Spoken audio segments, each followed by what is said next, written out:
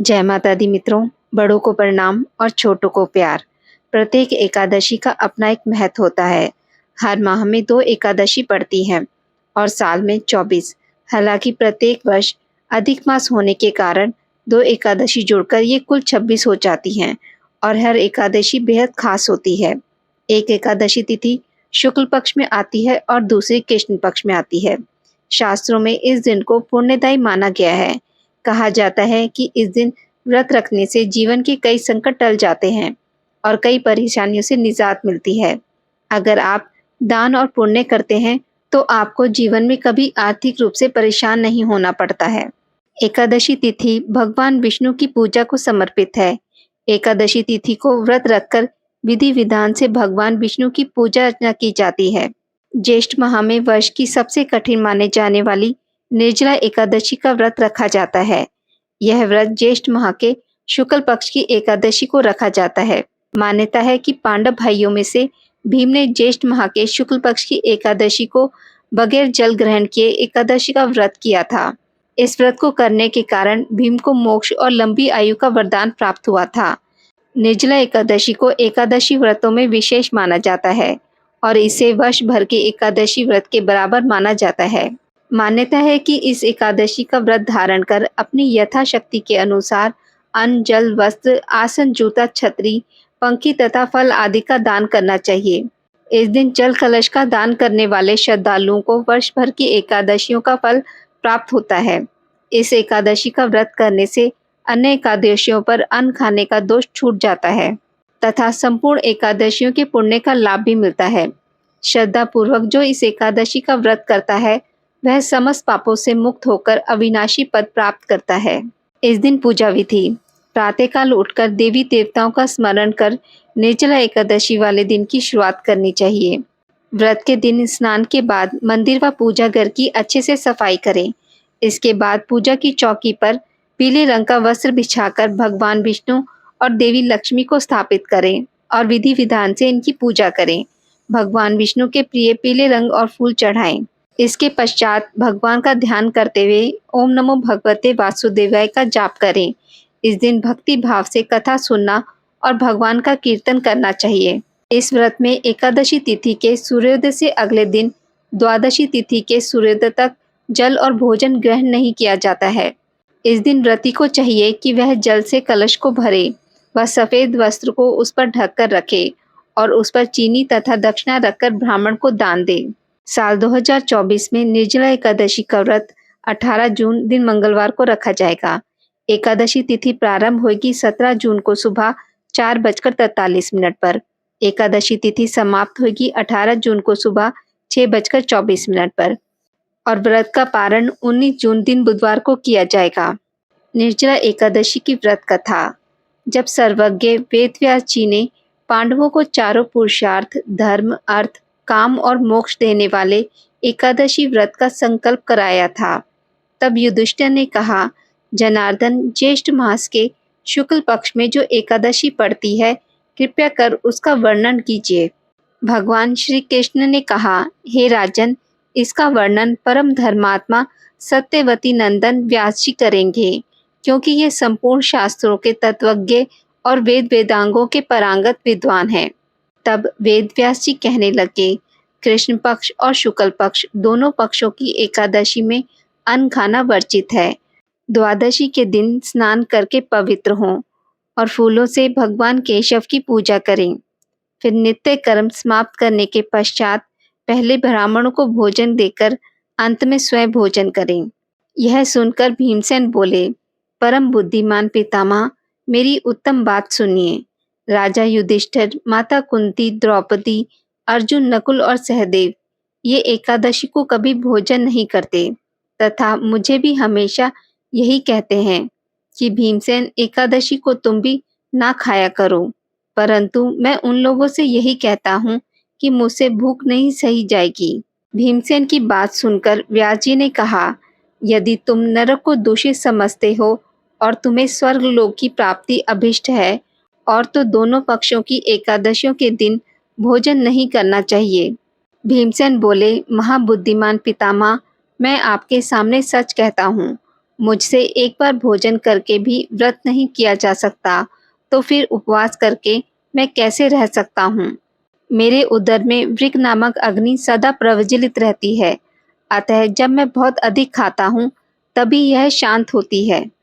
इसलिए महामुनि, मैं पूरे वर्ष भर में केवल एक ही उपवास कर सकता हूँ, जिससे स्वर्ग की प्राप्ति सुलभ हो तथा जिसके करने से मैं कल्याण का भागी हो सकूं। ऐसा कोई व्रत निश्चय करके बताइए, मैं उसका यथोचित रूप से पालन करूंगा। व्यास जी ने कहा, भीम, ज्येष्ठ मास में सूर्य वृष राशि पर हो या मिथुन राशि पर, शुक्ल पक्ष में जो एकादशी हो, उसका यत्न पूर्वक निर्जला व्रत करो। केवल कुल्ला या आचमन करने के लिए मुख में जल डाल सकते हो। उसको छोड़कर किसी प्रकार का जल विद्वान पुरुष मुख में न डाले, अन्यथा व्रत भंग हो जाता है। एकादशी को सूर्योदय से लेकर दूसरे दिन के सूर्योदय तक मनुष्य जल का त्याग करे तो यह व्रत पूर्ण होता है। तदंतर द्वादशी को प्रातः काल में स्नान करके ब्राह्मणों को विधि पूर्वक जल और सुवर्ण का दान करे। इस प्रकार सब कार्य पूरा करके जितेंद्रिय पुरुष ब्राह्मणों के साथ भोजन करे। वर्ष भर में जितनी एकादशियां होती हैं, उनका सबका फल निर्जला एकादशी के पालन मात्र से मनुष्य प्राप्त कर लेता है। इसमें तनिक भी कोई संदेह नहीं है। शंख, चक्र और गदा धारण करने वाले भगवान केशव ने मुझसे कहा था कि यदि मानव सबको छोड़कर एकमात्र मेरी शरण में आ जाए और एकादशी को निराहार रहे, तो वह सब पापों से छूट जाता है।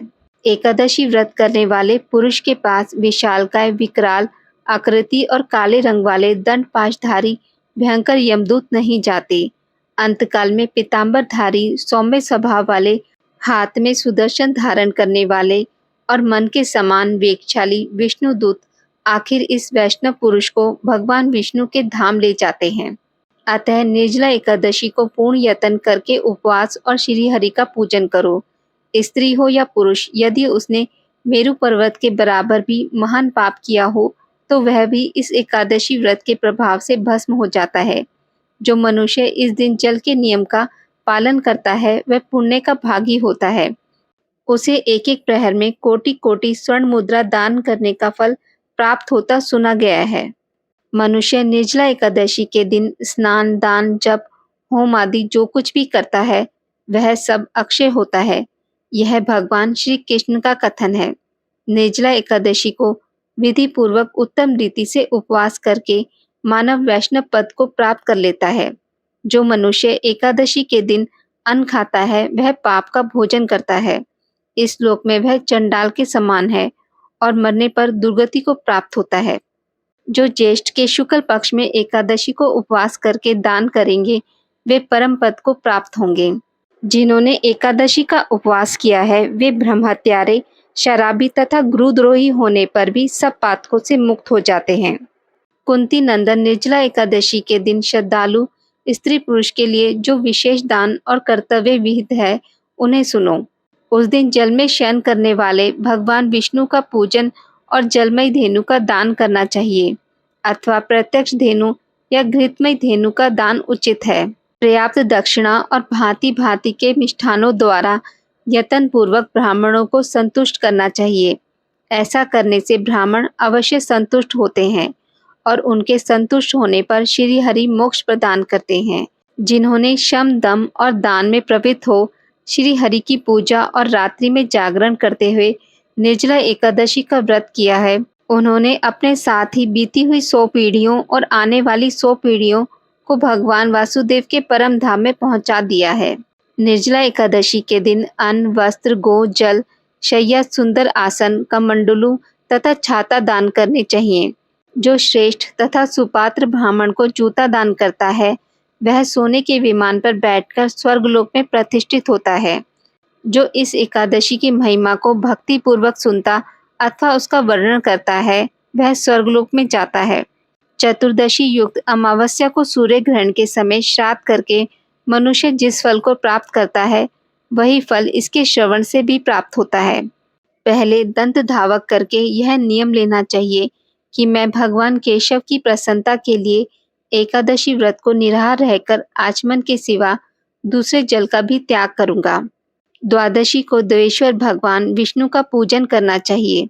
गंध, धूप, पुष्प और सुंदर वस्त्र से विधिपूर्वक पूजन करके जल के घड़े का दान का संकल्प करते हुए निम्नलिखित मंत्र का उच्चारण करें। संसार सागर से तारने वाले हे देव ऋषिकेश, इस जल के घड़े का दान करने से आप मुझे परम गति की प्राप्ति कराइए। भीमसेन ज्येष्ठ मास के शुक्ल पक्ष की जो शुभ एकादशी होती है उसका निर्जला व्रत करना चाहिए। उस दिन श्रेष्ठ ब्राह्मणों को शक्कर के साथ जल के घड़े का दान करना चाहिए। ऐसा करने से मनुष्य भगवान विष्णु के समीप पहुंचकर आनंद का अनुभव करता है। तत्पश्चात द्वादशी को ब्राह्मण भोजन कराने के बाद स्वयं भोजन करें। जो इस प्रकार पूर्ण रूप से पापनाशनी एकादशी का व्रत करता है वह सब पापों से मुक्त हो आनंदमय पद को प्राप्त होता है। यह सुनकर भीमसेन ने भी इस शुभ एकादशी का व्रत आरंभ कर दिया। तब से यह लोक में पांडव द्वादशी के नाम से विख्यात हुई। ज्येष्ठ शुक्ल पक्ष की एकादशी के दिन भगवान श्री कृष्ण ने देवी रुक्मणी का हरण किया था। अतः यह एकादशी रुक्मणी हरण एकादशी के नाम से भी जानी जाती है। आज की इस वीडियो में बस इतना ही। मित्रों, अगर आपको मेरी वीडियोस पसंद आती हैं तो इसे लाइक और शेयर ज़रूर करें और पूजा पाठ से जुड़ी जानकारी के लिए मेरे चैनल को सब्सक्राइब करना ना भूलें। धन्यवाद।